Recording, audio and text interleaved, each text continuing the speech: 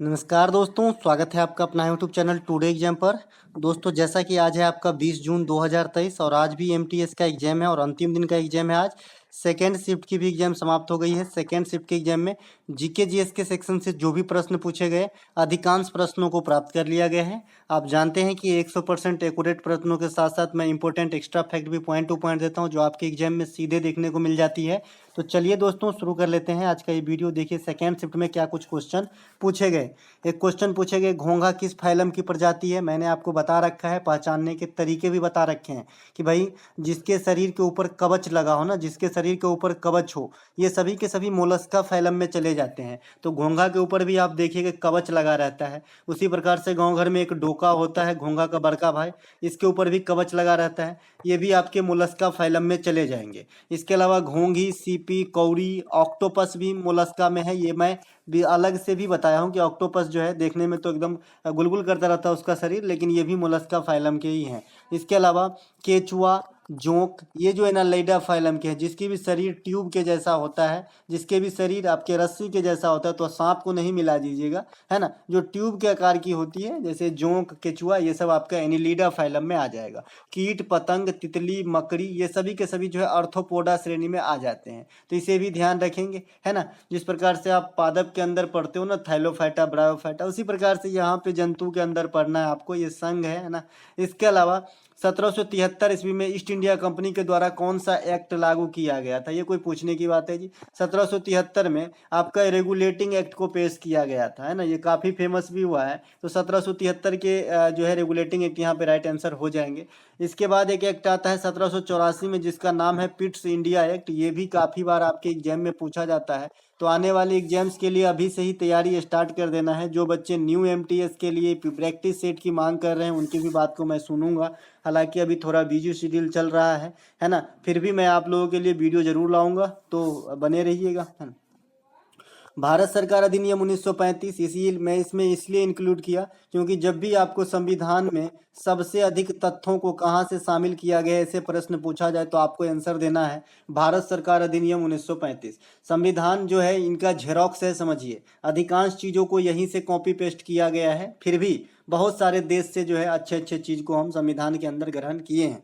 इसके अलावा model Minto सुधार 1909 ईस्वी में आया था। इसमें सबसे पहले देश के अंदर सांप्रदायिक चुनाव करवाए गए थे, यानी हिंदू अलग चुनाव करेंगे और मुस्लिम समुदायों के लोग अलग चुनाव करेंगे। मॉन्टेग्यू चेम्सफोर्ड योजना, ये 1919 में आता है। मॉन्टेग्यू चेम्सफोर्ड योजना के जस्ट पहले जो है आपका जलियांवाला बाग हत्याकांड हुआ था 13 अप्रैल 1919 ईस्वी को। चेम्सफोर्ड के काल में कई सारे घटना घटती है, जैसे खेरा सत्याग्रह, महात्मा गांधी का अहमदाबाद वाला सत्याग्रह, चंपारण सत्याग्रह, रॉलेट एक्ट, है ना। ये सभी के सभी, जलियांवाला बाग हत्याकांड, ये सभी के सभी चेम्सफोर्ड के काल में होती है। तो ये बात भी आपको ध्यान रखना है। इसके अलावा 1952 ओलंपिक खेल का आयोजन कहाँ हुआ था, ये प्रश्न पूछा गया है। ये मेरे हिसाब से जटिल प्रश्न है। 1952 ओलंपिक खेल का आयोजन जो है ये आपका हेलसिंकी फिनलैंड में हुआ है। इसे मॉडरेट टू अपर क्वेश्चन कहा जाएगा, क्योंकि इसमें कोई क्लू भी नहीं है और इतने डिटेल से आपको क्वेश्चन पूछ लिया है, इतना पीछे का कौन याद रखता है भाई। 1952 में ओलंपिक खेल कहाँ हुआ, तो हेलसिंकी फिनलैंड में हुआ है। ओलंपिक खेल की शुरुआत 1896 में एथेंस ग्रीस से हुआ और भारत जो भाग लिया, ये 1900 के ओलंपिक जो पेरिस में हुआ था, यहाँ से भाग लिया था। जो कल पूछा गया था कि 1900 ईस्वी के ओलंपिक खेल का आयोजन किस शहर में की गई थी। पिछला ओलंपिक टोक्यो में 2020 वाला जो है 2021 में कराया गया था, ये टोक्यो ओलंपिक है। इसके अलावा आगामी ओलंपिक 2024 में होगी, जो कहाँ पे होगी, पेरिस के अंदर ही होगी। ये सब आपको ध्यान रखना है, ठीक है। इसके अलावा भारतीय संविधान में संविधान संशोधन की प्रक्रिया कहाँ से ली गई है। देखिए मैंने एक एक बात बता रखा है और ये भी बताया हूँ कि अगर संविधान के बारे में आप नॉलेज रखते हैं तो 3 से 4 मतलब 2 से 3 क्वेश्चन यानी 4-5 नंबर किसी भी एग्जाम में आपको फ्री में गिफ्ट के तौर पे दिया जाता है, ठीक है। भारतीय संविधान में संविधान संशोधन की प्रक्रिया जो है, इनके लिए एक आर्टिकल अलॉट है। ये है आपका आर्टिकल 368 और ये कहाँ से लिया गया है, दक्षिण अफ्रीका के संविधान से। तो ये भी मैंने बता रखा है।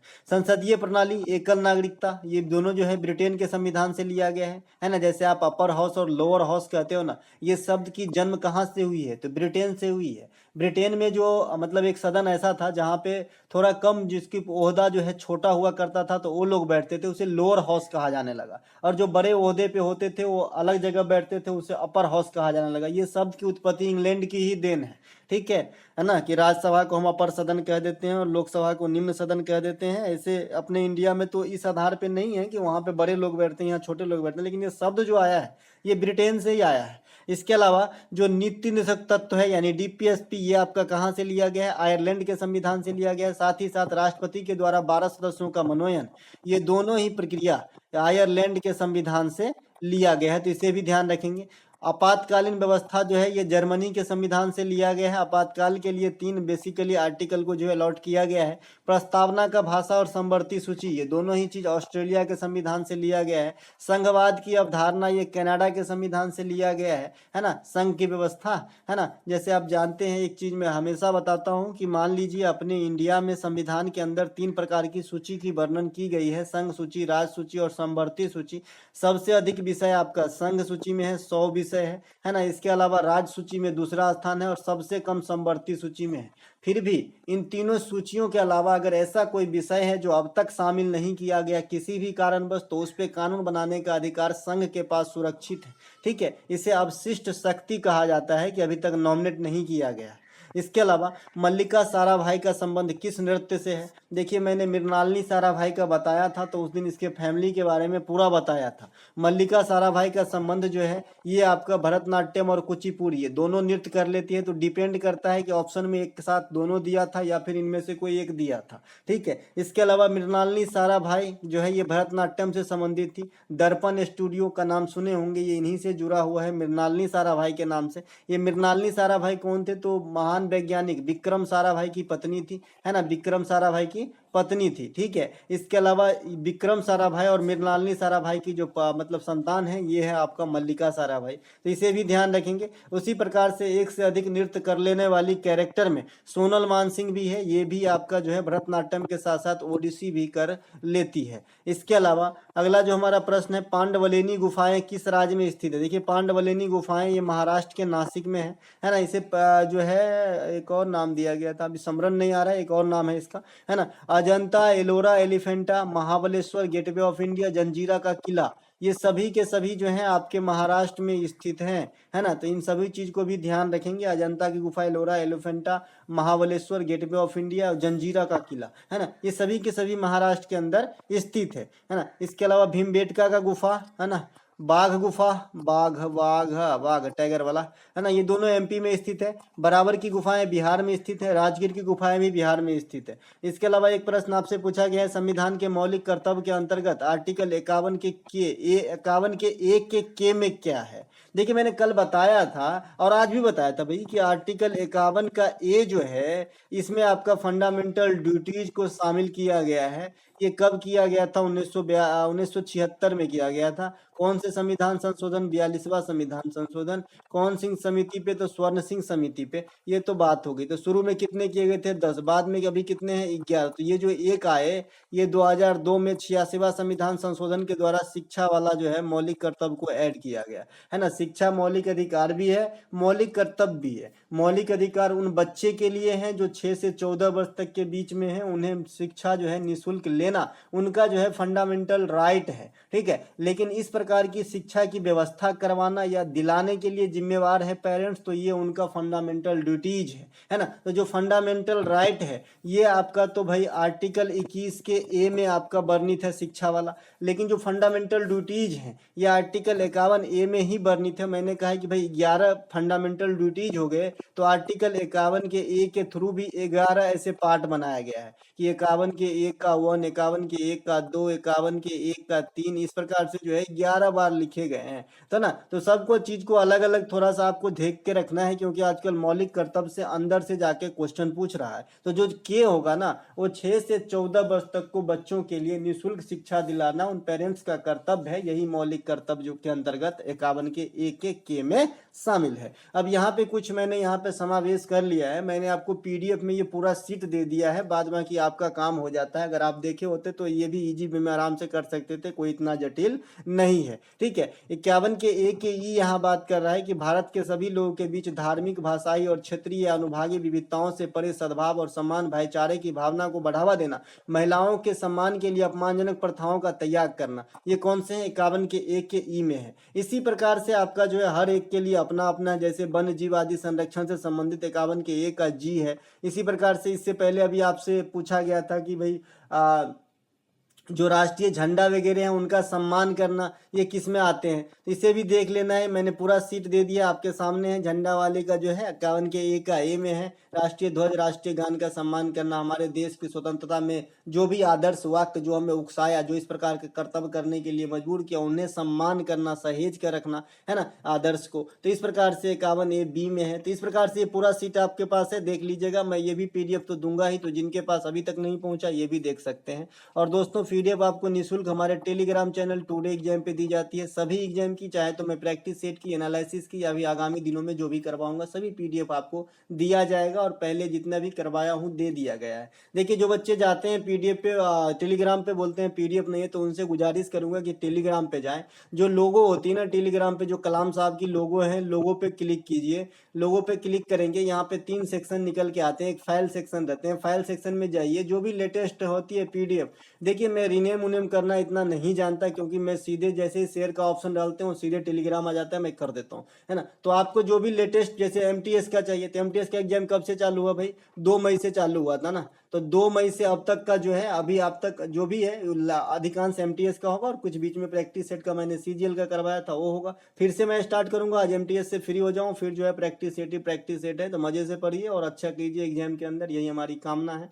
बाद बाकी जो भी एग्जाम दिए हैं उनके जो है अच्छे रिजल्ट की विश करता हूँ, है ना। अगला जो प्रश्न है, ड्रिपलिंग पैसिंग किस खेल से संबंधित है भैया? तो ये बास्केटबॉल से संबंधित है ना। बास्केटबॉल में कितने खिलाड़ी होते हैं? 5 खिलाड़ी होते हैं। उसी प्रकार से वॉलीबॉल में कितने खिलाड़ी होते हैं? 6 खिलाड़ी होते हैं। और बेसबॉल में कितने खिलाड़ी होते हैं? तो 9 खिलाड़ी होते हैं। अभी अभी आपका पूछा गया था कि भूटान का राष्ट्रीय खेल क्या है, तो आपने बताया था भाई तीरंदाजी है ना। उसी प्रकार से अगर आपसे कभी पूछ ले कि अमेरिका का राष्ट्रीय खेल क्या है, तो बता देना बेसबॉल जो है ये अमेरिका का राष्ट्रीय खेल है। और इंडिया का राष्ट्रीय खेल क्या है, आप लोग मुझे कमेंट कर दीजिएगा। शकों को किस शासक ने पराजित किया था? तो भैया ये विक्रमादित्य साहब जो है शक को पराजित किए थे। विक्रमादित्य ने एक विक्रम संबंध भी चलाए थे, हालांकि इंडिया में इतना पॉपुलर नहीं है जितना शक संबंध है। शक संबंध चलाए थे कनिष्क। कनिष्क कब चलाए थे शक संबंध? 78 ईस्वी में। तो इसे भी ध्यान रखेंगे। कनिष्क को जो है सेकेंड अशोक कहा जाता है, और इन्होंने जो है इंडिया में आपका ये सिल्क मार्ग का खोज भी किया था, तो ये बात भी ध्यान रखेंगे। तनिष्क लिखा गया यार, ये तो डायमंड का प्रोडक्ट है, क्या नाम है भाई? तनिष्क, है ना। इसने यहाँ पे लिखिए कनिष्क, है ना, यहाँ पे लिखिए आपका कनिष्क, ठीक है, कनिष्क लिख लीजिएगा। कनिष्क को सेकेंड अशोक कहा जाता है। एक प्रश्न आपसे पूछा गया, अल्लाह रखा कुरैशी किस वाद्य यंत्र से संबंधित है? देखिए अल्लाह रखा जो है ये कुरैशी लगाया है, इसमें मुझे थोड़ा सा कंफ्यूजन है, क्योंकि मुझे यहाँ तक नहीं मैं पहुँच पाया हूँ कि इनका पूरा नाम अल्लाह रखा कुरैशी था क्या। मैंने आज तक कहीं देखा नहीं इस प्रकार से लिखा हुआ। तो अल्लाह रखा तो तबला से है। बाद बाकी आप लोग बताइएगा कि इसमें क्या क्या ऑप्शन था और आपने क्या आंसर मारा है। मैं होता तो मैं अल्लाह रखा तबला ही मारता, लेकिन ये कुरैशी देखिए मुझे डिस्ट्रैक्ट कर रहा है ना। मुझे इसके बारे में थोड़ा सा देखना होगा, हिस्ट्री खंगालनी होगी इसकी, है ना।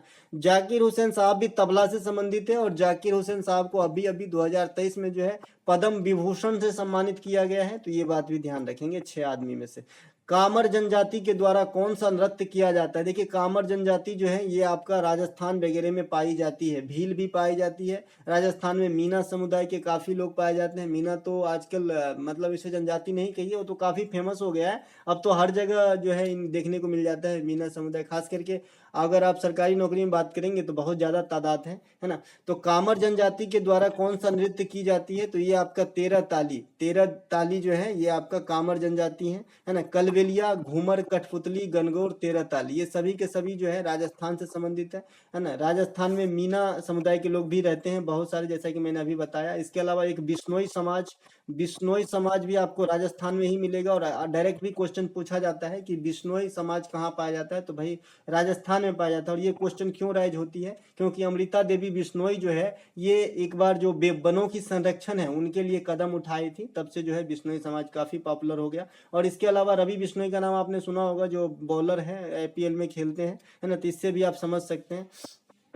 इसके अलावा बांग्लादेश का आधिकारिक मुद्रा क्या है? तो बांग्लादेश का आधिकारिक मुद्रा टका है। मैंने आज ही बात करा था कि अभी आपका अफगानिस्तान की राजधानी पूछा है, तो अगला शिफ्ट जो है बांग्लादेश का टका पूछेगा। और ये बात अगर विश्वास नहीं हो रहा है तो पहले वाली शिफ्ट में जहाँ पे अफगानिस्तान की राजधानी पूछा है वहाँ पे जरा 2 सेकेंड जाके सुन जरूर लीजिएगा ये बात, ठीक है। तो ये टका है। बांग्लादेश की राजधानी ढाका है। बांग्लादेश के जो सीमा है, ये भारत की स्थलीय सीमा सबसे लंबी बांग्लादेश के साथ ही लगती है। 3 बीघा कॉरिडोर ये भारत और बांग्लादेश के बीच में स्थित है, तो ये बात भी ध्यान रखेंगे। बांग्लादेश 16 दिसंबर 1971 को पाकिस्तान से आजाद हुआ था, तो ये बात भी ध्यान रखेंगे। पाकिस्तान से आजाद क्या होना, मतलब अलग हुआ था। इसके अलावा बांग्लादेश का जो आपका हमारा रिश्ता है काफी गहरा रहा। 1971 में पाकिस्तान का जो युद्ध हुआ था, कहीं ना कहीं बांग्लादेश के मामले से ही हम उलझे थे, है ना। इसके अलावा यूक्रेन में फंसे हुए भारतीय छात्र को भारत लाने वाली ऑपरेशन का क्या नाम दिया गया था? जैसे काफी फेमस रहा था भाई यूक्रेन और रूस का जो लड़ाई है, शायद अभी भी चल रही है, लेकिन अभी थोड़ा सा सुस्त पड़ गया है। तेल डालने की जरूरत है, तेल जो है जल के राख हो गई, तो वहां पे जो है खाक खाक जल रहा है ना।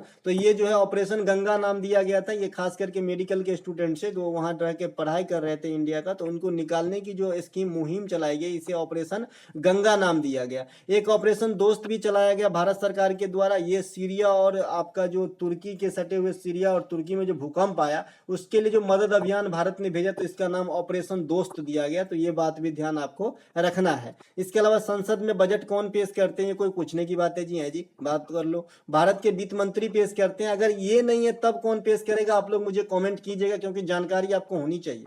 इसके अलावा स्वतंत्र भारत के प्रथम बजट कौन पेश किए थे? तो सनमुखम सेट्टी किए थे। गणतंत्र भारत के प्रथम बजट कौन पेश किए थे? जॉन मथाई किए थे। भारत में सबसे अधिक बार बजट कौन पेश किए थे? मोरारजी देसाई साहब के थे, 10 टाइम, है ना। इसके अलावा मोरारजी देसाई के बारे में और क्या है ना, ये सबसे पहले गैर कांग्रेसी प्रधानमंत्री बने थे। और किस पार्टी से बने थे? तो जनता पार्टी से। जनता जो अभी चल रहा है आपका बीजेपी, भारतीय जनता पार्टी, उस समय जनता पार्टी अलग हुआ करता था, ठीक है। इसके अलावा डिजिटल बजट पेश करने वाले प्रथम राज्य कौन है? उत्तर प्रदेश, है ना, योगी आदित्यनाथ की सरकार। इसके अलावा वार्षिक वित्तीय विवरण यानी बजट का जो है कोई तो मेंशन है नहीं संविधान के अंदर, तो इसके जगह पे वार्षिक वित्तीय विवरण है, तो इसका मेंशन अनुच्छेद 112 में है। तो ये बात भी ध्यान रखेंगे। 1830 के दशक में हेनरी लुई किस कॉलेज के अध्यक्ष थे? ऐसे प्रश्न पूछे गए। 1830 नहीं था ये, 1830 नहीं बताया था, ये 1820 या 20 से 30 बताया था शायद, है ना। बताइएगा कि इसमें एग्जैक्ट मतलब ये क्या था ईस्वी, है ना, क्वेश्चन तो यही था। 1820 से 30 के दशक में हेनरी लुई किस कॉलेज के अध्यक्ष थे? तो हिंदू कॉलेज के। अलीगढ़ मुस्लिम विश्वविद्यालय के संस्थापक कौन है? सैयद अहमद खां। बालिका विश्वविद्यालय नहीं, खाली बालिका जो स्कूल है, ये सबसे पहले कौन बसाया? फूले दाम्पति। और बालिका विश्वविद्यालय बनाया था डीके कर्वे। तो दोनों बात ध्यान रखेंगे। अंडमान निकोबार सहित देश के तटरेखा की कुल लंबाई पूछी गई थी, तो ये भी कोई पूछने वाली बात है जी। 7516 किलोमीटर होता है। इसके आगे पॉइंट भी है, 6 लगा दीजिएगा, है ना, लेकिन यहाँ 7516 ही रहता है। तो 7516 किलोमीटर है। देश में तटरेखा में सबसे ज्यादा लंबा जो है ये गुजरात का है। सेकेंड स्थान आंध्र प्रदेश का है तटरेखा में। सबसे छोटी तटरेखा जो है गोवा का है, और गोवा जो है एरिया के हिसाब से भी सबसे छोटा स्टेट है इंडिया के अंदर।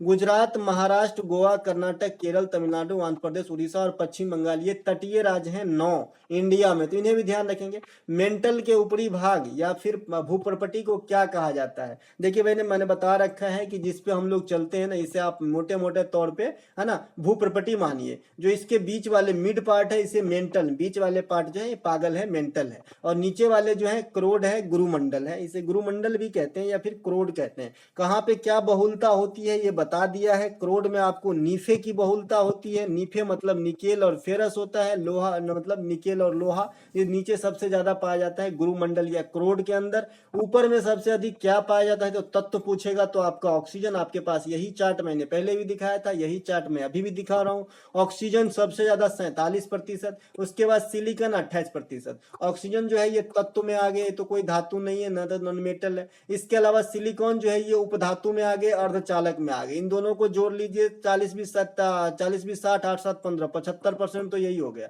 अब 25% में इन सभी चीजों हैं जिसमें जो सबसे ज्यादा तत्व है ये आपका एल्युमिनियम एल्युमिनियम है। एल्युमिनियम जो है 8% है, यानी 1/3 है सभी धातुओं में, मतलब जितने भी धातु तत्व पाए जाते हैं इनमें से जो एल्युमिनियम सबसे ज्यादा है 8%। ठीक है, लेकिन मैंने ये भी साथ ही साथ बताया था कि अगर ओवरऑल इस पृथ्वी पे अगर इन लेयर को भूल जाया जाए कि भाई क्रस्ट मेंटल क्रोड, इसको मैं भूल गया 2 मिनट के लिए, अगर मुझसे ऐसा क्वेश्चन कोई पूछ लिया कि इस पृथ्वी पे सबसे ज्यादा क्या पाया जाता है तो हम लोहा मार देंगे ऑब्वियसली। ठीक है, ये भी बताया है ना। इसके अलावा भारत 2 राष्ट्रों में बांटने का सबसे पहले सुझाव कौन दिया था? भैया ये उपज जो है ना मोहम्मद अली जिन्ना की है ना, कि भारत को 2 राष्ट्रों में बांटो, है ना, ये मोहम्मद अली की जिन्ना की है। और ये आप समझते हैं कि मोहम्मद अली जिन्ना जो है ये मुस्लिम लीग से भी जुड़े हुए थे, मुस्लिम लीग से। और मुस्लिम लीग जो है अलग स्वतः अलग राष्ट्र की मांग भी करा था, 1940 में करा था, है ना। तो ये बात भी आपको ध्यान रखना है, तो इन्होंने ही मांगा था। लेकिन जो ये पाकिस्तान शब्द है ये देने वाला जो है ये रहमत अली है, तो इनको भी ध्यान रखेंगे। रहमत अली एक अलग व्यक्ति हैं उन्होंने पाकिस्तान शब्द को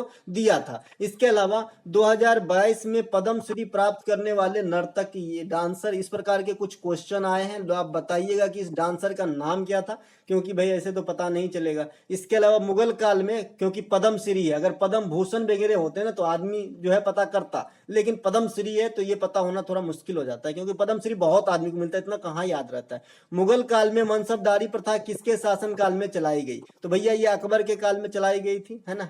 तो ये सब था जी। 10 ताला बंदोबस्त भी अकबर के काल में चलाया था, टोडरमल ने चलवाया था, तो ये बात भी ध्यान रखेंगे। तो दोस्तों ये थे आज के सेकंड शिफ्ट में आए प्रश्नों के एनालिसिस। अगर आपको अच्छा लगे तो लाइक करेंगे, हम अगले वीडियो में मिलेंगे, तब तक के लिए नमस्कार दोस्तों, स्वागत है आपका अपना ही यूट्यूब चैनल टुडे एग्जाम पर। दोस्तों आज था आपका 20 जून 2023 और आज जो है MTS का अंतिम दिन, अंतिम शिफ्ट की एग्ज़ाम यानी थर्ड शिफ्ट की एग्ज़ाम समाप्त हो चुकी है ना। थर्ड शिफ्ट के एग्ज़ाम में GK GS के सेक्शन से जो भी प्रश्न पूछे गए सभी 100% ऑथेंटिक प्रश्नों के साथ साथ इम्पोर्टेंट एक्स्ट्रा फैक्ट भी लेकर के आ गया हूँ। दोस्तों जैसा कि आप जानते हैं, जो बच्चे MTS में मेरे से जुड़े उनको भी धन्यवाद, जो पहले से जुड़े रहे उनको विशेष धन्यवाद। और आशा करते हैं कि आप जो है आगे भी हमारे साथ एक्टिव रहेंगे, क्योंकि जो फ़ायदा हुआ होगा ये तो आप जानते ही हैं। बहुत सारे बच्चे कमेंट भी करते हैं, है ना, कुछ करते हैं कुछ नहीं भी करते हैं, तो जो किए उनको भी धन्यवाद, जो नहीं कमेंट किए उनको भी धन्यवाद, लेकिन फ़ायदा तो आपको हुआ होगा, ये जहाँ तक मेरी अनुमान है। तो चलिए दोस्तों शुरू करते हैं। इस YouTube की दुनिया जहाँ हज़ारों की संख्या में जो है पढ़ाने वाले और पढ़ने वाले हैं, उन सभी तालाब में यानी समुद्र में से जो है मैं आपको वही क्वेश्चन ला के देता हूँ जो आपके एग्जाम में देखने को मिलती है, वो भी point two point extra fact के रूप में। ये भी नहीं कि एक किताब के जैसा आपको पढ़ा दिया और आप जो है उसमें से छांटिए, ऐसा नहीं है। मैं एकदम पॉइंट टू पॉइंट एरो मार के, यही स्टाइल है कि आने वाले शिफ्ट में क्या क्या क्वेश्चन आ सकती है, मैं इसी पे काम करता हूँ और इसका काम का नतीजा मुझे भी अच्छा लगा और आप लोगों को भी फ़ायदा मिल रहा है। चलिए शुरू करते हैं। तो जो भी क्लासेस हमारा स्किप हुआ था MTS और हमारे टाइम के मैनेजमेंट के लेके, जैसे CGL की क्लास अभी स्किप थी, इसके अलावा कल से आपको फेज 11 का एक वीडियो मिलेगा, एक CGL का मिलेगा और एक आपका बिहार SI बेस्ड भी एक वीडियो मिलेगा। तो ये 3 वीडियो जो है कल से आपका एक्टिव हो जाएगा। तो जिनको भी बेसिक से मतलब एक अच्छे वे में सिस्मेटिक ढंग से तैयारी करना है, एग्जाम ओरिएंटेड क्वेश्चन ओनली, तो वो जो है एक्टिव जरूर रहें। इन तीनों वीडियो को आप अटेंड जरूर कीजिएगा। जिनको बिहार SI और दरोगा देना है वही खाली बिहार SI और दरोगा का अटेंड कर सकते हैं, बाद बाकी स्टेट गवर्नमेंट में ये काम करेगा, क्योंकि बिहार SI दरोगा में 1-2 क्वेश्चन ही ज़्यादा से ज़्यादा बिहार से पूछते हैं, बाद बाकी तो जनरल ही रहता है। ठीक है, चलिए शुरू करते हैं। और ये CGL और फेज 11 की जो वीडियो है ये SSC की ही वीडियो रहेगी बेसिक, तो इन्हें सभी अटेंड कर सकते हैं। चलिए शुरू करते हैं। पहला जो प्रश्न आया था, हरे शैवाल को क्या कहा जाता है। देखिए 3 दिन पहले पूछा गया था भूरे शैवाल को क्या कहा जाता है, वहाँ पे मैंने सभी शैवाल के जो फॉर्म है उनको व्याख्या कर दिया था, जिसमें आपका हरे शैवाल को क्लोरोफाइट कहा जाता है, लाल शैवाल को रोडोफाइटा कहते हैं और भूरे शैवाल को जो है फियोफाइटा कहा जाता है। भूरे शैवाल को क्या कहते हैं भैया? फियोफाइटा कहा जाता है। तो ये भी ध्यान रखिएगा आने वाले एग्जाम्स के लिए। शैवाल के अध्ययन को फाइकोलॉजी कहते हैं, वहीं पे कवक के अध्ययन को हम माइकोलॉजी कहते हैं। और मैंने आपको बता रखा है कि जहाँ भी लॉजी शब्द से इंड हो कोई भी शब्द तो समझ जाइए ये स्टडी है कोई चीज का। ठीक है, इसके अलावा एक क्लोरेला नामक शैवाल होता है, इसको जो है अंतरिक्ष यात्री अंतरिक्ष में ले जाते हैं ऑक्सीजन हेतु या फिर भोजन हेतु। ठीक है, तो दोनों बात ध्यान जरूर रखना है। इसके अलावा दोस्तों शैवाल को इंग्लिश में अलगी कहते हैं, बहुत सारे बच्चे को कन्फ्यूजन रहता है। इसके अलावा शैवाल सभी ने देखा है, ये भी मैंने बताया है कि भाई हैंड पाइप पे जो काई लगी रहती है वो कुछ नहीं शैवाल है। शैवाल को आप ओवरऑल थाइलोफाइटा समूह में रखते हैं, ये बात भी आपको मैं यहीं पे बता दूं।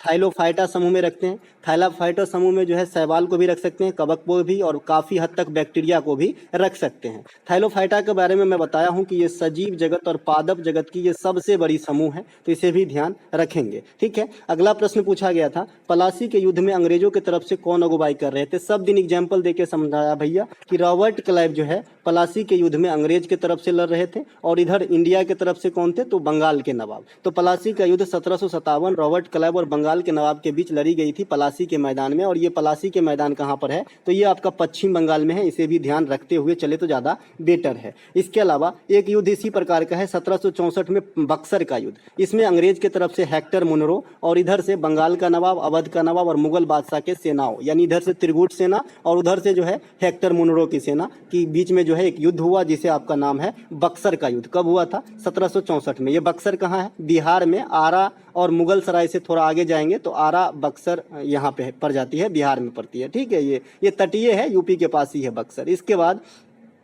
बक्सर के युद्ध के उपरांत इलाहाबाद की एक संधि होती है, जिसमें बिहार, उड़ीसा और बंगाल की दीवानी जो है अंग्रेज को सौंपना पड़ता है 1765 में। तो ये बात भी ध्यान रखेंगे। ये बात मैंने और भी खोल के बताया है कि भाई जो ये 1765 में इलाहाबाद की संधि होती है, ये हेक्टर मुनरो के साथ नहीं होती, ये रॉबर्ट क्लाइव के साथ ही होती है। तो इसमें कन्फ्यूजन ऐसा होगा कि भाई 1764 में तो मुनरो के साथ लड़ाई हुआ था, तो इसके जो आउटपुट अंग्रेज को मिल रहा है वो तो उन्हीं के साथ होना चाहिए, ऐसा नहीं हुआ, ये क्लाइव के साथ हुआ था समझौता। तो ये बात भी ध्यान आपको रखना है। इसके अलावा यहाँ पे कुछ ईस्वियाँ आपको दिख रहे होंगे, जिसको मैं यहाँ पे एक्सप्लेन कर दूं तो ज़्यादा बेटर है, आपको भी याद होनी चाहिए अब तक। आई थिंक 1526 में पानीपत की प्रथम लड़ाई बाबर और इब्राहिम लोदी के बीच में होती है। इसमें बाबर की विजय होती है और भारत में मुगल वंश की स्थापना हो जाती है, दिल्ली सल्तनत की समाप्ति हो जाती है। 1556 में पानीपत की सेकेंड लड़ाई अकबर और हेमू के बीच, अकबर विजय होते हैं। 1761 में पानीपत की थर्ड लड़ाई अहमद शाह अब्दाली और मराठों के बीच, अहमद शाह अब्दाली की विजय होती है। 1527 में खानवा का युद्ध राणा सांगा और बाबर के बीच, बाबर की विजय होती है। 1528 में, है ना, ये 1528 में आपका जो है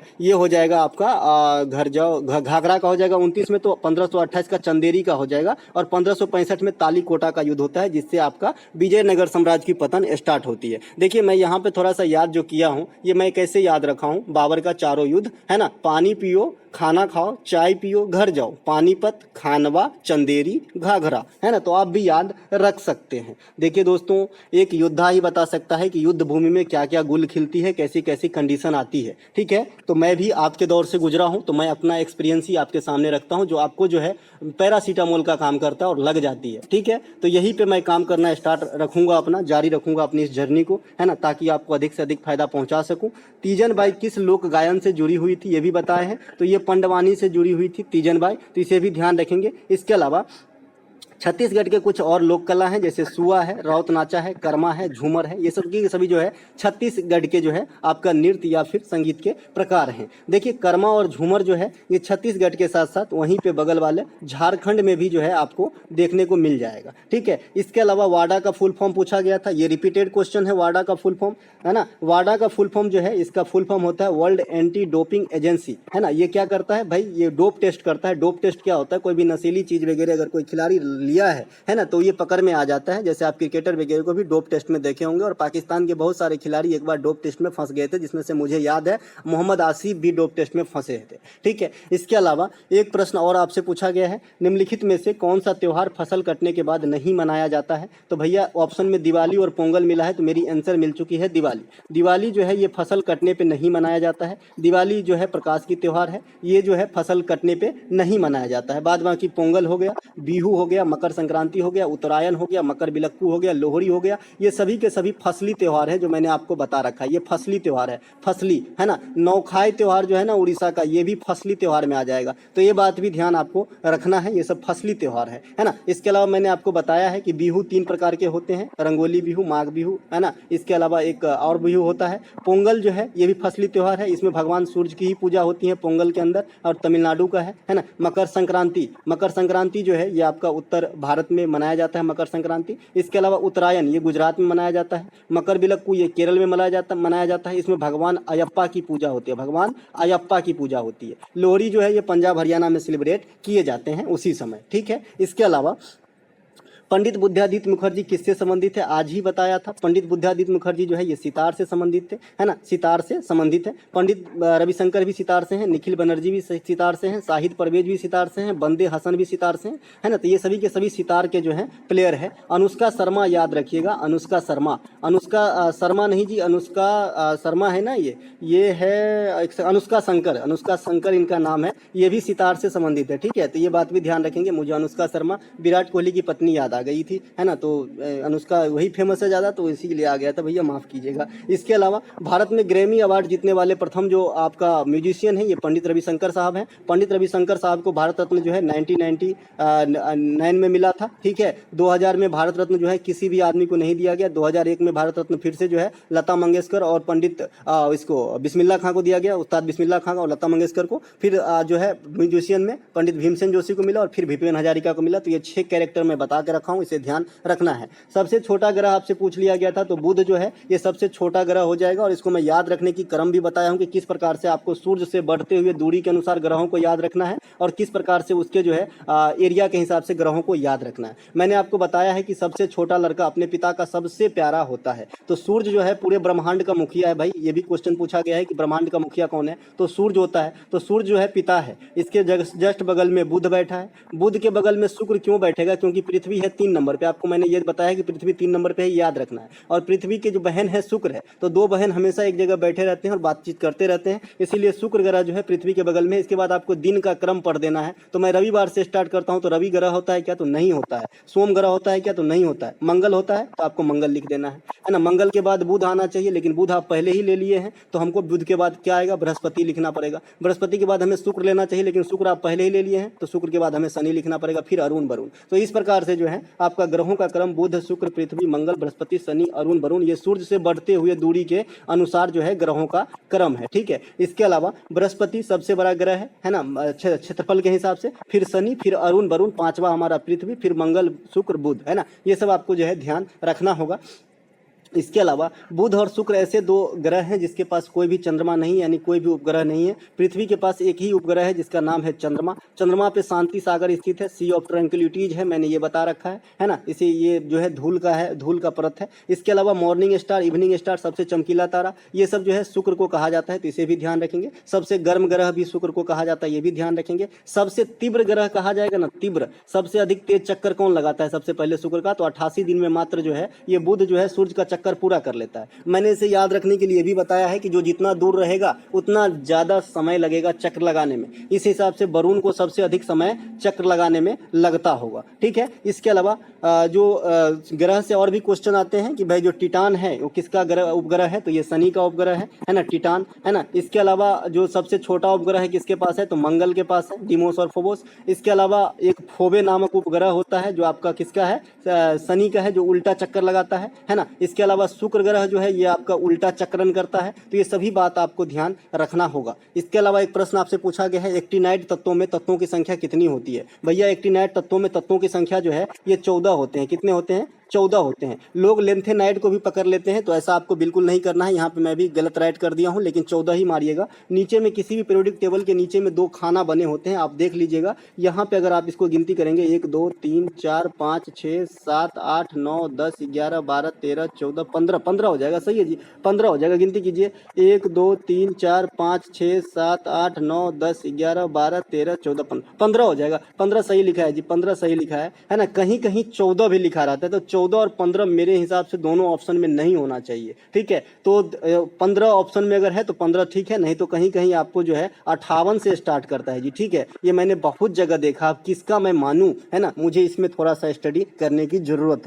है ना। इसके अलावा एक प्रश्न आपसे पूछा गया, अच्छा पीरियोडिक टेबल के बारे में थोड़ा सा बता दूं। आधुनिक पीरियोडिक टेबल जो हम यूज करते हैं ये मोस्ले महोदय ने बनाया है। इसमें 18 वर्ग और 7 आवर्त हैं। जो प्राचीन वाले मेंडलीव की पीरियोडिक टेबल थे इसमें 7 आवर्त तो था, लेकिन 9 वर्ग था। और मेंडलीव में टोटल 63 ही तत्व थे, लेकिन मोस्ले वाले में 118 तत्व है। इस 118 तत्व का वर्गीकरण कैसा है? 91 मेटल है, 20 नॉन मेटल है और 7 उपधातु है। तीनों को जोड़ेंगे तो 118 हो जाएगा। मैंने ये भी बताया है कि जो सबसे अंतिम आपका वर्ग है, वर्ग 18, ये मान लीजिए वर्ग 18 है, तो इसमें आपका अक्रिय गैसें है, इनर्ट गैस है, नोबेल गैस है, हीलियम, आर्गन, क्रिप्टन, जेनन, रेडॉन। मैंने याद रखने का तरीका भी बताया है कि भाई नकारा बेटा सबसे उसको कोई ध्यान नहीं देता, तो अक्रिय गैस नकारा है, किसी के साथ संयोग नहीं करता है ना। तो ये जो है आपका लास्ट में है। इसके अलावा जो 17 है इसमें आपका हेलोजन ग्रुप है ना, ये बात भी आपको ध्यान रखना है। और 3 से लेकर 12 तक को डी ब्लॉक एलिमेंट या फिर संक्रमणीय धातु कहा जाता है, ये भी मैंने बता रखा है। इसके अलावा एक प्रश्न आपसे पूछा गया है, राजा राम मोहन राय ने किस प्रथा को अंत करने के लिए प्रयासरत रहे? तो भैया सती प्रथा को अंत जो है राजा राम मोहन राय के प्रयास से विलियम बेंटिक ने 1829 में किया था,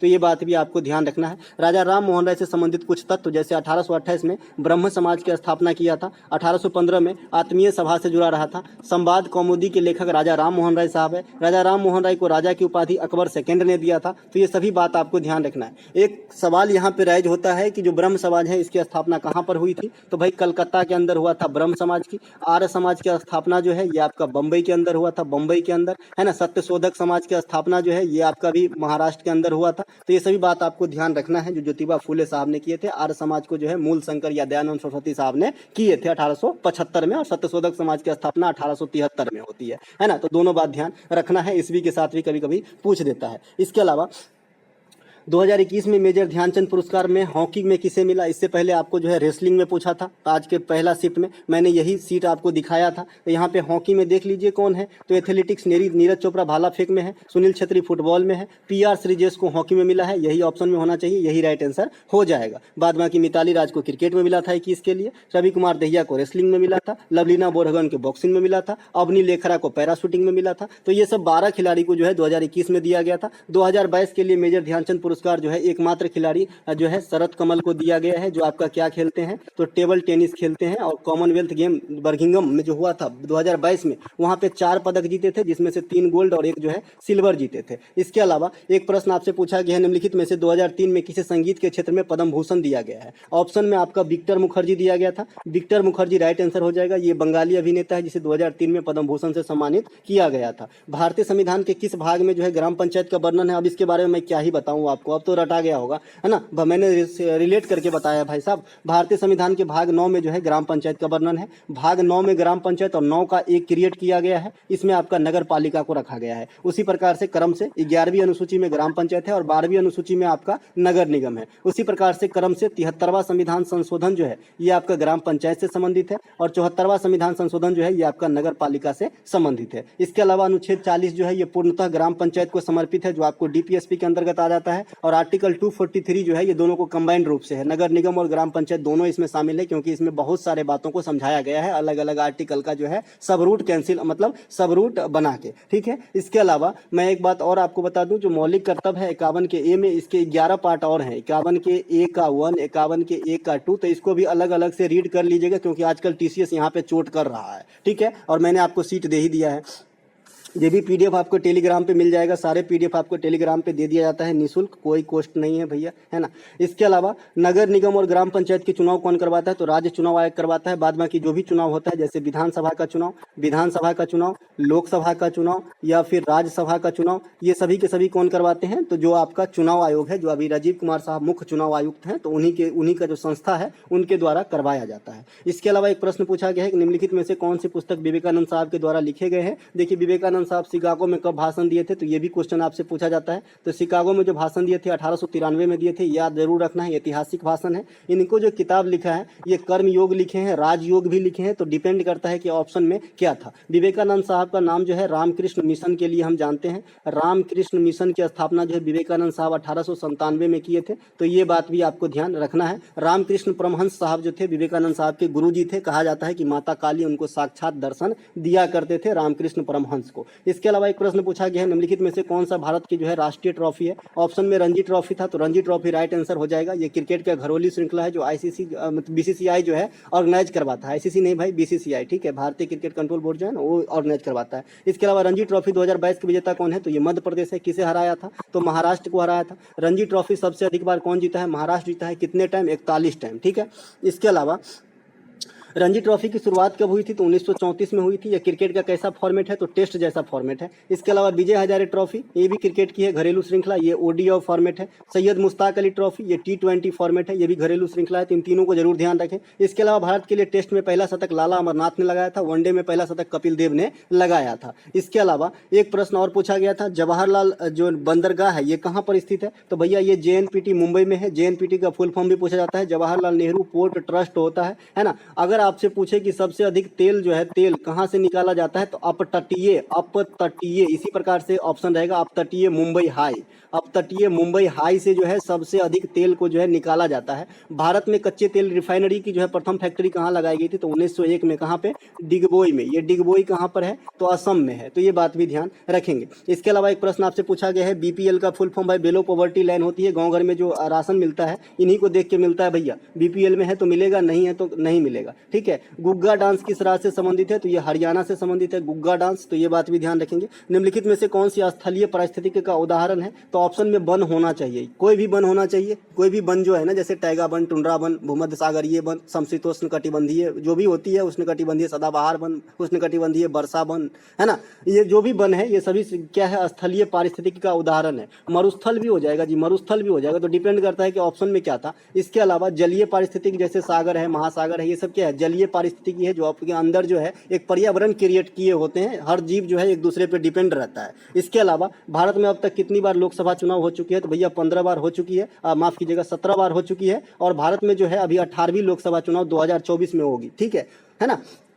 इसके अलावा अभी 17वीं लोकसभा चल रहा है। 17वीं लोकसभा के अध्यक्ष कौन है? ओम बिरला है। लोकसभा कब अस्तित्व में आया? तो 1952 में आया था। ये बात भी ध्यान रखेंगे। लोकसभा को निम्न सदन कहा जाता है। लोकसभा के प्रथम अध्यक्ष जो है गणेश वासुदेव मामलकर थे। प्रथम उपाध्यक्ष अनंत संयम थे। तो ये बात भी ध्यान रखना है। लोकसभा भारतीय संविधान के निम्न सदन है। एंट्री के लिए 25 वर्ष निम्नतम उम्र चाहिए, है ना। और लोकसभा का जो गणपूर्ति है, जो कोरम है, उसको पूरा होने के लिए कुल सदस्य का 1/10 जो है जरूरी होना है। इसके अलावा मौर्य काल में बनाया गया रॉक कट गुफा कौन सा है? ऑप्शन में बराबर की गुफा दिया गया था। बराबर की गुफा जो है मौर्य काल में बनाई गई है। बताइएगा कि इसके ऑप्शन में और क्या क्या था। ठीक है, आप लोग मुझे कमेंट करके बताएंगे जिनका एग्जाम था। बराबर की गुफा कहाँ पे? भैया बिहार के अंदर है। बांग्ला महोत्सव भी शायद पूछा था, तो ये मेघालय में, मैंने बता रखा है। बांग्ला महोत्सव और नोंगक्रेम महोत्सव, ये दोनों कहाँ पे मनाया जाता है? तो ये आपका जो है मेघालय में मनाया जाता है। मेघालय के अंदर हमने बताया है भैया गारो, खासी और जयंतिया, ये 3 प्रकार की जो है पहाड़ी है। गारो, खासी और जयंतिया, ये 3 पहाड़ी भी है और 3 जनजाति भी है, जो कहाँ पे है? मेघालय में। मेघालय के अंदर ही मासिन राम जगह है, जहाँ पे सबसे अधिक वर्षा होती है दुनिया के अंदर।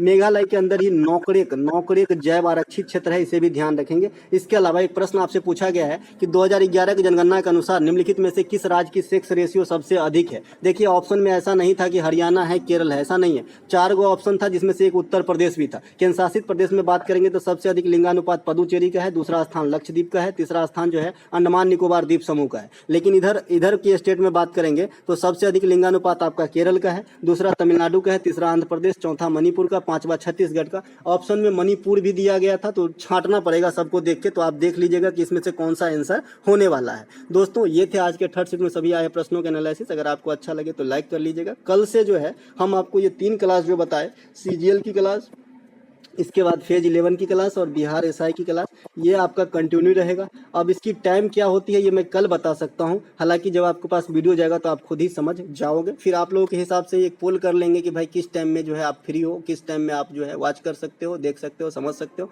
फिर उस हिसाब से जो है टाइम मैनेजमेंट कर लेंगे। फिलहाल ये तीनों वीडियो कल आएगी, आप लोग टाइम पे कॉमेंट कर सकते हैं। मिलेंगे हम अगले वीडियो में। जय हिंद दोस्तों। नमस्कार दोस्तों, स्वागत है आपका अपना ही यूट्यूब चैनल टुडे एग्जाम पर। दोस्तों जैसा कि आज आपका है 20 जून 2023 और आज जो है MTS का एग्जाम था और ये आज लास्ट डे एग्जाम है इस MTS का और फर्स्ट शिफ्ट की एग्जाम समाप्त भी हो गई है। दोस्तों जैसा कि मन में डर था कि जो लास्ट दिन है आपका क्वेश्चन का लेवल कहीं बढ़ा तो नहीं देगा, तो फर्स्ट शिफ्ट में मेरे ख्याल से सबसे इजी क्वेश्चन आया है और मेरे पढ़ाए गए क्वेश्चन से यहाँ पे जितना भी क्वेश्चन मुझे प्राप्त हुआ है उसका 80% से अबव क्वेश्चन मैंने आपको हाथ पकड़ के पढ़ाया है। चलिए देख लीजिए कौन कौन सा प्रश्न जो है यहाँ पे पूछा गया था। ठीक है, एक प्रश्न पूछा गया है, संविधान के किस अनुच्छेद में अंतर्राष्ट्रीय शांति और सुरक्षा की चर्चा की गई है। मैं सब दिन आपको बताते आया हूं कि जो बच्चे सिर्फ ये रट लेते हैं कि 51 में मौलिक कर्तव्य है, वो बच्चे जो है पूरी तरीके से कॉन्शियस होकर नहीं पढ़ रहा है। ठीक है, मौलिक कर्तव्य जो है ये आर्टिकल 51 के A में है, जिसे क्रिएट किया गया है। ठीक है, 51 में खाली कहेगा तो अंतर्राष्ट्रीय शांति और सुरक्षा की बात करी गई है, तो राइट आंसर आर्टिकल 51 हो जाता। ठीक है, वहीं पे आर्टिकल 51 का जो ए है, जो इसका ब्रांच है 51 का, इसमें मौलिक कर्तव्य को ऐड किया गया था 1976 में। कितने प्रकार के? 10 प्रकार के। किसके समिति पे? स्वर्ण सिंह समिति पे। वो कौन सा अमेंडमेंट था? 42वां अमेंडमेंट। ठीक है, इसको जो है किस भाग में जगह दिया गया है? भाग 4 के ए में जगह दिया गया है। वर्तमान में कितने मौलिक कर्तव्य हैं? 11 हैं। तो 11वां मौलिक कर्तव्य कौन सा है? तो 2002 में 86वां संविधान संशोधन के द्वारा शिक्षा का जो मौलिक कर्तव्य बनाया गया कि भाई 6 से 14 वर्ष तक के बच्चों को शिक्षा दिलाना उनके पेरेंट्स का कर्तव्य होगा, ये भी एक मौलिक कर्तव्य बढ़ गया। और ये मौलिक अधिकार भी है बच्चे के रिगार्ड में कि 6 से 14 वर्ष तक के बच्चों को निःशुल्क शिक्षा लेना उसका मौलिक अधिकार है, जो आर्टिकल 21 के ए में रखा गया है। तो दोनों बात अलग अलग है जी। 21 के ए में जो है ये मौलिक अधिकार के मतलब रूप में रखा गया है, और जो 51 के ए में 10 से बढ़ के 11 हो गए, ये मौलिक कर्तव्य है। तो इतनी बात आपको मोटे मोटे तौर पे जरूर ध्यान होनी चाहिए और इसी फ्लो में ध्यान होनी चाहिए। ठीक है, इसके अलावा अनुच्छेद 50 जो है ये कार्यपालिका से न्यायपालिका का पृथकीकरण जो है सुनिश्चित करता है। मैंने ये भी बताया था कि अगर ये संविधान में ना होता तो क्या होता? तो अब क्या होता? जैसे आपकी सरकार है और आपकी भी न्यायपालिका भी आपकी है, तो भाई जिसको चाहो सजा दे दो, क्योंकि सरकार भी तो आपकी है। इसीलिए ये एक दूसरे को जो है अलग अलग बनाया गया है और कोई एक दूसरे के काम में हस्तक्षेप नहीं करता है। ठीक है, तो ये जो है जनहित में है। इसके अलावा अनुच्छेद 44 ये सिविल नागरिक संहिता से संबंधित है, जो आर्टिकल 44 है। इसके अलावा अनुच्छेद 40 जो ग्राम पंचायत से संबंधित है। और ये जो भी आर्टिकल का मैं व्याख्या यहाँ पे कर रहा हूं, ये भाग 4 के अंतर्गत की आर्टिकल है, जिसे हम हिंदी में नीति निर्देशक तत्व कहते हैं, जिसे आप शॉर्ट में डीपीएसपी कह देते हो। ठीक है, और ये आयरलैंड के संविधान से लिया गया है ना। तो ये सब बात ध्यान रखना ही पड़ेगा, क्योंकि संविधान की अगर जानकारी आपको है तो किसी भी एग्जाम में 3 से 4 नंबर आपको इजी वे में आ जाता है। उसके बाद अगर महात्मा गांधी के बारे में जानकारी है तो 2 नंबर आपको कम से कम मिल ही जाते हैं एग्जाम के अंदर, कोई सा भी आप पेपर उठा के देख लीजिए। इसके अलावा जो आर्टिकल 48 है, ये जो गौ हत्या निषेध है या फिर पर्यावरण का संरक्षण है, ये आपका आर्टिकल 48 में जो है डिफाइन किया गया है। इसके अलावा अनुच्छेद जो है 39 का ए है, इसमें क्या कहा गया है कि आदमी को समान विधिक एवं निःशुल्क परामर्श या न्याय देने की बात करी गई है। ठीक है, तो ये सब बात आपको ध्यान रखना होगा। इसके अलावा एक प्रश्न जो ये भी बताए हैं, अभी देखिए जो नहीं बताए वहां पर मैं बोल दूंगा, बाद बाकी जो नहीं बोलूंगा समझिए कि बताए हैं। रतौंधी किस विटामिन की कमी कारण होता है? कल शाम को एक एक बात बताया, वहीं से मैंने वहां से कॉपी किया है सारा एक्स्ट्रा फैक्ट और फिर से यहाँ पे लाया है। विटामिन ए के कमी के कारण मैंने सिर्फ रतौंधी ही नहीं, आंख की जो भी बीमारी होती है, जैसे ग्लूकोमा होती है, डायरेक्ट पूछा जाता है ग्लूकोमा कहाँ की बीमारी है, ट्रेकोमा ये भी आंख की है, मोतियाबिंद, रतौंधी, ये सब जो है आंख की बीमारी विटामिन ए के कमी के कारण होता है। विटामिन ए को हम रेटिनॉल कहते हैं, इसके कमी से आंख की बीमारी होती है, यहाँ पे लिखा गया है। इसके अलावा विटामिन B1 को हम थायमीन कहते हैं, इसके कमी से बेरी बेरी रोग होता है। मैंने ये बताया कि विटामिन बी में बी कॉम्प्लेक्स में कितने विटामिन का ग्रुप है भाई? तो 8 विटामिन का ग्रुप है। इसके अलावा विटामिन B6 को क्या कहते हैं? पायरोडॉक्सिन कहते हैं। विटामिन B12 को क्या कहते हैं? साइनोकोबालमिन कहते हैं। और इसके कमी से एनीमिया रोग हो सकती है। एनीमिया क्या होती है? रक्त अल्पता। रक्त अल्प माने क्या? कम, तो माने खून की कमी, एनीमिया कहते हैं। ठीक है, और जो आपका विटामिन B12 है, इसमें कोबाल्ट धातु पाई जाती है, इसीलिए इसका नाम से स्पष्ट है साइनोकोबालमिन। ठीक है, इसके अलावा विटामिन सी को एस्कॉर्बिक एसिड कहते हैं, इसकी कमी से एस्कर्बी रोग होती है, जिसमें मसूरों से खून आने लगता है। साथ ही साथ त्वचा की बीमारी होती है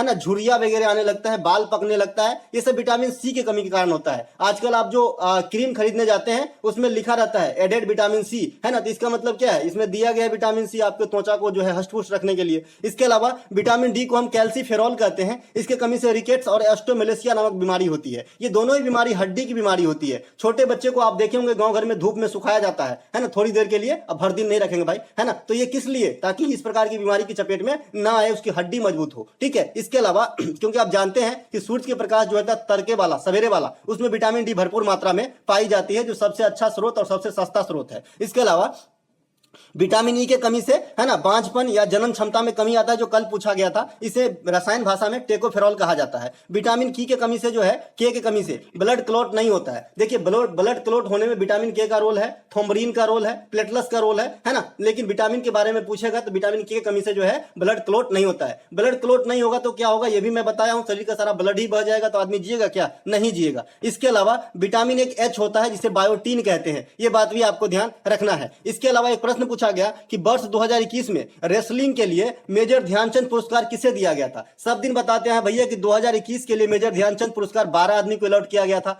2022 के लिए मेजर ध्यानचंद पुरस्कार एक आदमी को अलॉट किया गया है। ये एक आदमी कौन है? शरद कमल है ना। शरद कमल को दिया गया है लेटेस्ट वाला मेजर ध्यानचंद पुरस्कार 2022 वाला, जो 2023 में घोषित किए गए हैं, है ना। 2022 के लिए अर्जुन पुरस्कार 25 खिलाड़ी को दिया गया है। तो ये आगामी एग्जाम में काम आएगा, ठीक है। आज फेज 11 का जो क्वेश्चन हो, मतलब प्रैक्टिस सेट होगा, वो भी आने वाला है। जिनका भी एग्जाम है वो अच्छे से रीड करेंगे उनको भी, ठीक है। 2012 में जो 12 खिलाड़ी को मिला था मेजर ध्यानचंद पुरस्कार, 2021 में माफ कीजिएगा, ये 12 खिलाड़ी आपके सामने हैं। नीरज चोपड़ा एथलेटिक्स में मिला था, भाला फेंक खेलते हैं। सुनील छेत्री फुटबॉलर है, ये आउटसाइडर है। सुनील छेत्री और मिताली राज किधर गई? ये दोनों जो है आउटसाइडर है, ये दोनों आउटसाइडर है। बाद बाकी ये सभी के सभी ओलंपिक या फिर पैरा ओलंपिक से जुड़े हुए खिलाड़ी थे, जो हाल में ही कोई ना कोई कारनामा किए थे, कोई ना कोई पदक जीते थे। बाद बाकी ये दोनों जो है आपका सुनील छेत्री और मिताली राज, ये दोनों आउटसाइड से इनको भी दिया गया था पिछले साल 2021 वाला मेजर ध्यानचंद। तो यहाँ पे पूछा गया था कि रेसलिंग के अंदर, तो रेसलिंग के अंदर रवि कुमार दहिया साहब यहाँ पे आपके सामने बीच में दिख रहा है, इनको दिया गया था। इसके अलावा लवलीना बोरगोहेन को बॉक्सिंग में दिया गया था। लवलीना बोरगोहेन अभी अभी एक कारनामा किया है, गोल्ड जीता है भाई विश्व महिला बॉक्सिंग चैंपियनशिप 2023 में। तो ये बात भी ध्यान रखना है, 4 लेडीज जीते हैं, लवलीना बोरगोहेन, स्वीटी बोरा,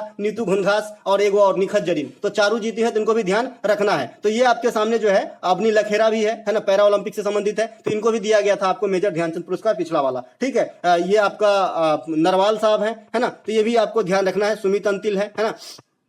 इसके अलावा कांग्रेस की स्थापना कब हुई, ये डायरेक्ट पूछा गया इसवी आपसे, तो 1985 में हुआ है। किसके द्वारा हुआ है? एओ ह्यूम के द्वारा हुआ है। कांग्रेस की स्थापना कहां पे हुआ था? बंबई के अंदर हुआ था। कहां पे हुआ था? बंबई के अंदर। कब कब हुआ था? 1885 में। कांग्रेस की प्रथम बैठक की अध्यक्षता कौन कर रहे थे? WC बनर्जी, व्योमेश चंद्र बनर्जी। तो इसे भी ध्यान रखेंगे। कांग्रेस में फूट कब पड़ी थी? फूट मतलब झगड़ा। झगड़ा कब हुआ था? गरम दल और नरम दल में कब बटा था? 1907 में। वो अधिवेशन कहां हुआ था? सूरत में। इसकी अध्यक्षता कौन कर रहे थे? रास बिहारी घोष, है ना, रास बिहारी घोष कर रहे थे। बोस नहीं, बोस भी है ना, लेकिन घोष कर रहे थे, ठीक है। इसके अलावा कांग्रेस और मुस्लिम लीग कब एक हो गए थे? तो ये लखनऊ अधिवेशन में हो गए थे। कब हुआ था? 1916 में। इसकी अध्यक्षता कौन कर रहे थे? अंबिका चरण मजूमदार, ठीक है। इसी के एक साल के बाद 1917 में एनी बेसेंट के द्वारा अध्यक्षता की गई, जो पहली बार कोई महिला के द्वारा कांग्रेस की अध्यक्षता संभाली गई थी। इसके अलावा स्वतंत्रता की मांग जो की गई थी कांग्रेस के अंदर, ये 1929 में किया गया था। यह अधिवेशन कहां पे हुआ था? लाहौर में। और अध्यक्षता कौन कर रहे थे? जवाहरलाल नेहरू। तो ये सब बात को जो है आपको ध्यान रखना ही होगा। इसके अलावा अगला प्रश्न पूछा गया था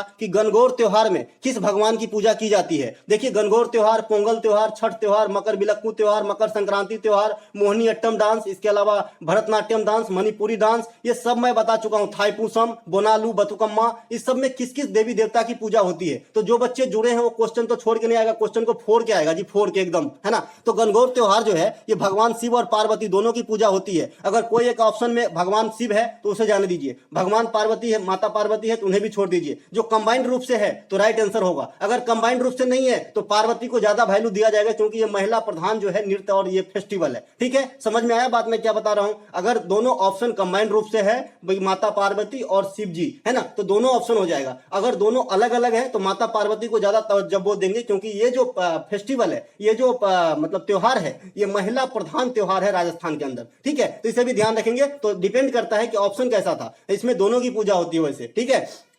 इसके अलावा इस त्योहार के अवसर पे महिलाओं के द्वारा कौन सा डांस की जाती है? घूमर डांस। घूमर डांस कैसे की जाती है ये भी क्वेश्चन पूछा गया है। तो ये गोल चक्कर में डांस की जाती है, गोल चक्कर में। जैसे झिझिया वगैरह खेलते हैं ना, तो झिझिया भी गोल चक्कर में ही होती है, ये भी गोल चक्कर में ही होता है, ठीक है। महिलाओं जो है एक गोलाकार रूप में जो है डांस करती है। इसके अलावा राजस्थान में होने वाली एक त्योहार है, डांस है कलबेलिया। कलबेलिया डांस को गुलाबो सपेरा का डांस कहा जाता है। गुलाबो नाम का एक लेडीज था जो इस डांस को फेमस की है, ठीक है। इसके अलावा मोहिनी अट्टम में भगवान विष्णु की पूजा, फिर से दोहराता हूं भैया, फिर से दोहराता हूं, आगे काम आएगा। लॉन्ग टर्म ब्याज देने वाली मेरी पढ़ाई होती है, ठीक है। इसके अलावा भरतनाट्यम में भगवान शिव की पूजा, मणिपुरी में राधा कृष्ण की पूजा, बतुकम्मा में पार्वती की पूजा, बोनालू में मां काली की पूजा, भगवान सूर्य की पूजा होती है आपका किसमें? पोंगल में और छठ पूजा में। मकर बिलक्कू में किसकी पूजा? अयप्पा, भगवान अयप्पा की पूजा। थाईपुसम में किसकी पूजा? भगवान मुरुगन की पूजा। तो इस प्रकार से आपको याद रखना ही होगा। इसके अलावा अगला प्रश्न हमारा, निम्नलिखित में से कौन सा पुस्तक चेतन भगत के द्वारा लिखा गया है? ऑप्शन में आपका दिया गया था 3 मिस्टेक ऑफ माई लाइफ, है ना। 3 mistake mistake of my life मैं बता रखा हूं,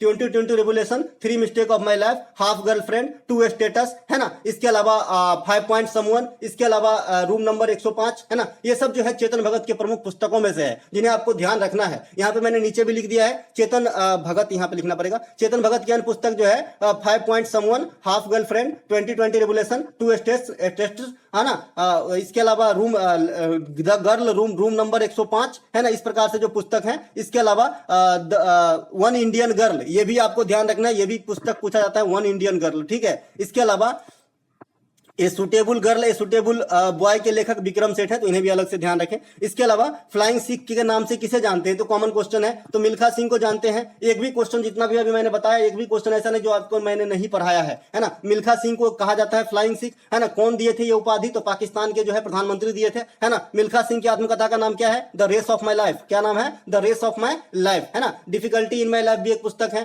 द प्लेइंग इट माई बे भी एक पुस्तक है, 281 एंड बियॉन्ड भी एक पुस्तक है, सनी डेज भी पुस्तक है, ए सेंचुरी नोट एन भी पुस्तक है। तो ये सभी खिलाड़ी की जो आत्मकथा है मैंने आपको लिस्ट भी दे दिया और पढ़ा भी दे दिया है। बाकी का काम जो है आपका हो जाता है आगे का, ठीक है। एक प्रश्न अभी पूछा गया है, सब दिन में हसरा और एचआरए, इन दोनों की जो है जिक्र समझा के किया है कि एचआरए क्या था, हसरा क्या था, है ना। तो एचआरए जो है, एचआरए का बदला हुआ रूप हसरा है, ठीक है। तो हसरा की स्थापना आपसे पूछा गया है। हसरा मतलब हिंदुस्तान सोशलिस्ट रिपब्लिकन एसोसिएशन, इसकी स्थापना 1928 में होती है और एचआरए की स्थापना जो है 1924 में होती है, ठीक है। इन्हीं का बदला हुआ रूप है। तो हसरा की स्थापना कौन करते हैं, भगत सिंह और उनके जो है सहयोगी नेता, ठीक है। ये कहां पे होती है, 1928 में नई दिल्ली के फिरोज शाह कोटला मैदान में। अब फिरोज शाह कोटला मैदान का नाम बदल गया है जी, अरुण जेटली मैदान हो गया है, तो इन्हें भी ध्यान रखेंगे, ठीक है। इसके अलावा भगत सिंह साहब के बारे में बहुत चीज बताया हूं। इन्होंने एक पुस्तक लिखा, जिनका पुस्तक तो बहुत सारे लिखा, लेकिन जो पुस्तक लिखे जो फेमस हुए उनका नाम है कि मैं नास्तिक क्यों हूं, ठीक है। इसके अलावा नौजवान सभा का गठन भी भगत सिंह साहब ने किया था। भगत सिंह साहब जो है असेंबली बम कांड से जुड़े रहे, है ना, जो आपका 8 अप्रैल 1929 को हुआ था जो लाहौर असेंबली में, है ना। इसके अलावा भगत सिंह साहब को फांसी जो है 23 मार्च 1931 को जो है दिया गया था। इनके साथ फांसी जो दिए गए थे और थे आपका सुखदेव और राजगुरु, तो इन्हें भी जरूर ध्यान रखेंगे, ठीक है। इसके अलावा एक प्रश्न आपसे पूछा गया है कि अफगानिस्तान की राजधानी कहां है। अब ये क्वेश्चन बताइए, क्वेश्चन है ये जी, अफगानिस्तान की राजधानी कहां है पूछा गया है। तो भैया अफगानिस्तान की राजधानी काबुल है। कहां पे है, काबुल है ना। इसके अलावा भूटान की राजधानी आने वाले शिफ्ट के लिए तो थिम्पू हो जाएगा। और भूटान की जो ऑफिशियल लैंग्वेज है ये जोंगखा है, तो इसे भी ध्यान रखेंगे। भूटान में अभी भी राजतंत्र चलता है जी, जैसे ब्रिटेन में है ना राजतंत्र, वैसे भूटान में भी है राजतंत्र, है ना। इसके अलावा खेसर जो है उसका सरनेम है खेसर सरनेम है जो भूटान के राजा होता है, जैसे नागपाल खेसर, जिग्मे खेसर, इस प्रकार से नाम है, ठीक है। इसके अलावा बांग्लादेश की राजधानी क्या है, ढाका। टका मुद्रा क्या है, टका। आप लोग मुझे कमेंट करके बताएंगे कि दिल्ली सल्तनत काल में टका नामक सिक्का कौन से शासक चलवाए थे, ठीक है। एक प्रश्न आपसे पूछा गया है, हिकत डांस किस राज्य से संबंधित है। देखिए हिकत डांस जो है, रौफ डांस जो है, ये हिकत और रौफ ये दोनों जो है जम्मू कश्मीर से संबंधित डांस है, जो आपका फसली डांस है, ठीक है। फसल के जो है उत्पादन या फिर कटाई के समय होती है, ठीक है। इसके अलावा इस नृत्य में एक दूसरे के कलाई पकड़कर जो है नृत्य किया जाता है हिकत डांस के अंदर, ठीक है। हेमिस फेस्टिवल जो है ये भी उधर ही के हैं, लद्दाख के अंदर, ठीक है। तो इसे भी ध्यान आपको रखना पड़ेगा। इसके अलावा कंचौथ महोत्सव जो है ये भी जम्मू कश्मीर में मनाया जाता है, महिलाओं का फेस्टिवल है कंचौथ फेस्टिवल। ये क्या होता है, जो करवा चौथ होता है आम बे में, वो जम्मू कश्मीर के अंदर कंचौथ के नाम से जाना जाता है। एक आपका जो है कंचौथ मनाया जाता है, ठीक है। एक आपका हैरात मनाया जाता है जी, हैरात ये भगवान शंकर से संबंधित है, ये भी आपका उधर के ही है, जम्मू कश्मीर लद्दाख में मनाया जाता है। इसके अलावा मैंने लद्दाख में आपको बताया है कि लोसार महोत्सव भी मनाया जाता है लद्दाख के अंदर, तो इसे भी ध्यान आपको रखना होगा, ठीक है। इसके अलावा आपसे पूछा गया है अशोक स्तंभ किसका प्रतीक है। ऑप्शन में आपका संप्रदाय दिया गया था, धर्म दिया गया था, तो एक ऑप्शन ऐसा दिया गया होगा कि संस्कृति और शांति का, ठीक है। तो ये संस्कृति और शांति का प्रतीक है अशोक स्तंभ। देखिए शांति का प्रतीक कबूतर पक्षी भी होता है, तो ये बात भी ध्यान रखेंगे। देखिए आप लोग वीडियो भले नहीं देखे हो, लेकिन मैंने प्रतीक के ऊपर जो भी हमारे इंडिया से जुड़े हुए मतलब चिन्ह है उन सब के ऊपर मैं एक वीडियो बना के रखा हूं। उसकी अभी तक मात्र 100 या 125 व्यू है और उसके जो है 8 या 9 महीने हो गए, लेकिन आप लोग देखोगे नहीं तो फिर दिक्कत है ना। तो देखना चाहिए, है ना। देखे होते तो आज इसका जो जवाब जो है इजी वे में आपको मिलता था। तो संस्कृति और शांति का प्रतीक है आपका अशोक स्तंभ, ठीक है। अशोक चिन्ह के पास जो 4 गो जानवर होता है, ये कौन कौन से जानवर हैं जिसे हम जो है डिपिक्ट किए हैं, तो ये कौन कौन से हैं, हाथी, घोड़ा, सांड और सिंह। देखिए ये सीजीएल में पूछा गया क्वेश्चन है कि अशोक जो चिन्ह है उनमें कौन सा जानवर शामिल नहीं है, तो इनमें से एक और ऑप्शन दे देता है, ये राइट आंसर होता है। ये जानवर वाला जो क्वेश्चन है एक हड़प्पा सभ्यता से बन जाता है कि हड़प्पा सभ्यता की जो मुद्रा थी उस मुद्रा पे कौन से जानवर को जो है चित्रित नहीं किया गया था, वहां पे ऑप्शन में गाय होता है जी। ठीक है, गाय होता है। ये एक्सपीरियंस शेयर कर रहा हूं आपके साथ दोस्तों, आप तो जानते ही हैं मैं आपको एक स्टूडेंट की तरह ही पढ़ाता हूं। जैसे आप फेस करते हो क्वेश्चनों को वैसे ही फेस करके बताता हूं कि आप कैसे आने वाले समय में जो झेलोगे इन क्वेश्चनों को और क्या क्या आपको देखने को मिल सकता है। इसी पे मैं काम करता हूं और ये आपको जो है पसंद भी आता है, मुझे भी अच्छा लगता है ना। तो ये गाय वाला ऑप्शन रहता है वहां पे कि हड़प्पा सभ्यता में किस जानवर को जो है किसी मुद्रा पे अंकन नहीं मिलता है, तो ऑप्शन में गाय होता है वहां पे, और गाय का जो है कहीं पे हड़प्पा सभ्यता में जिक्र नहीं किया गया है। इसके अलावा अशोक चिन्ह क्या है, राष्ट्रीय प्रतीक है देश के, है ना। सारनाथ, सारनाथ संबंध ये सब जो भी बात हो रही है सारनाथ से संबंधित ही हो रही है, वहीं की जगह का नाम है सारनाथ, उत्तर प्रदेश में है। सारनाथ में एक धार्मिक स्तूप है जो बौद्ध धर्म से संबंधित है। महात्मा बुद्ध ने अपना प्रथम उपदेश सारनाथ में ही दिया था, और किस भाषा में दिया था, पाली भाषा में दिया था। ठीक है, इसे क्या कहा गया था, धर्म चक्र प्रवर्तन कहा गया था। तो ये बात भी आपको ध्यान रखेंगे। ठीक है, इसके अलावा अगला प्रश्न जो हमारा है, अगला प्रश्न, दोहरी गुंबद का इस्तेमाल किस काल में हुआ था। देखिए दोहरी गुंबद का इस्तेमाल सल्तनत काल की बात कर रहा था शायद एग्जामिनर क्वेश्चन में, तो सल्तनत काल में जो है लोधी वंश के काल में दोहरी गुंबद का प्रचलन स्टार्ट किया गया। वैसे कई मुगल बादशाह के जो है मकबरा वहां पर भी इस्तेमाल हुआ है। ठीक है, तो यहां पे सल्तनत काल की बात होगी तो लोधी वंश राइट आंसर